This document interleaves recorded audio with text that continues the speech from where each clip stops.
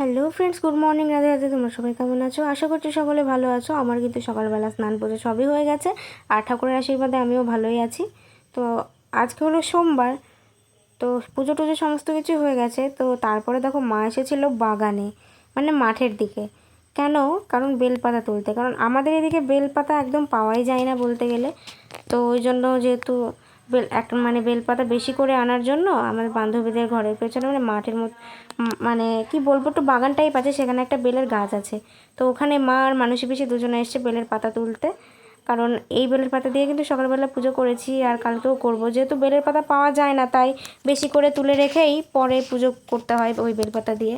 তো এই যে দেখো কি সুন্দর কুচি কুচি বেলপাতা, আর এই বেলপাতাগুলো দিয়ে পুজো করলেও কিন্তু অনেক শান্তি লাগে।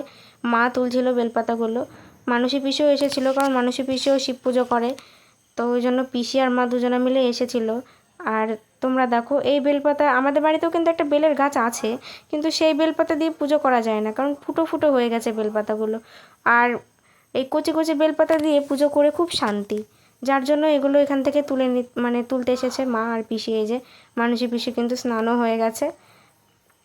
তো তারপরে দেখো স্নান টান করে আমাদের মজা দেখো, বাবা কিন্তু পুজো করে এসেছে, হালখাতা করে এসেছে, আর কত মিষ্টি দিয়েছে আমাদের। দেখো আমি কিন্তু ওখানে বসে বসে ফল খাচ্ছিলাম, কারণ ফলগুলো তো আমাকে দিয়েই মা খাওয়াবে। ফল না খেলে তো মা আমার গলায় পা দিয়ে দাঁড়িয়ে থাকবে।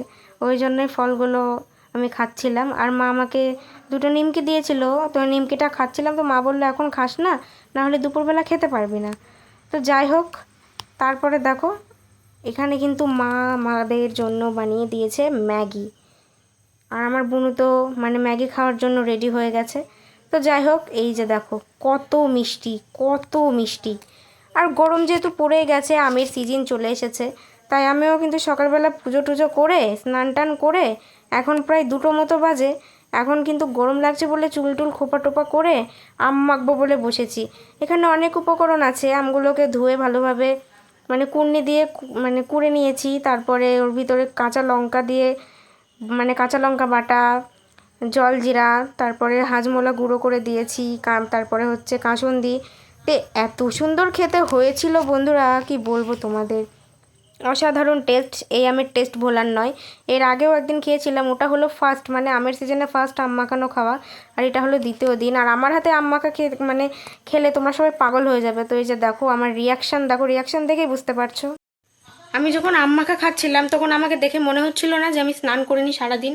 অ্যাকচুয়ালি ওটাই হয়েছে, স্নান করার পর এত গরম লেগে গেছিলো আমার ওই আমটামগুলো কুটতে গিয়ে আর পাড়তে গিয়ে, যে আমি ঘেমে স্নান হয়ে গেছিলাম। তাই স্নানের পর যে জামাটা পরেছিলাম ওটা চেঞ্জ করে নাইটি পরেছিলাম, তারপরে আমটা মাখিয়ে টেস্ট করেছিলাম, আর চুলটা খোপা করে বেঁধে রেখেছিলাম। এই জাস্ট বিকেলবেলা আমি মাথায় তেল দিলাম। তো যাই হোক, তোমরা যদি আম মাখা খেতে চাও আমার হাতের, বা এরকম টেস্টি টেস্টি আম মাখা তোমরা বাড়িতে করেও একবার ট্রাই করতে পারো, অবশ্যই খুব ভালো লাগবে। যদিও আমাদের আগাছের আম, এখন মুখে করা যাবে না, ন্যাংরা আম। পাকলে মিষ্টি, পাকলে এতটাই মিষ্টি, কিন্তু কাঁচা অবস্থায় ভীষণ টক।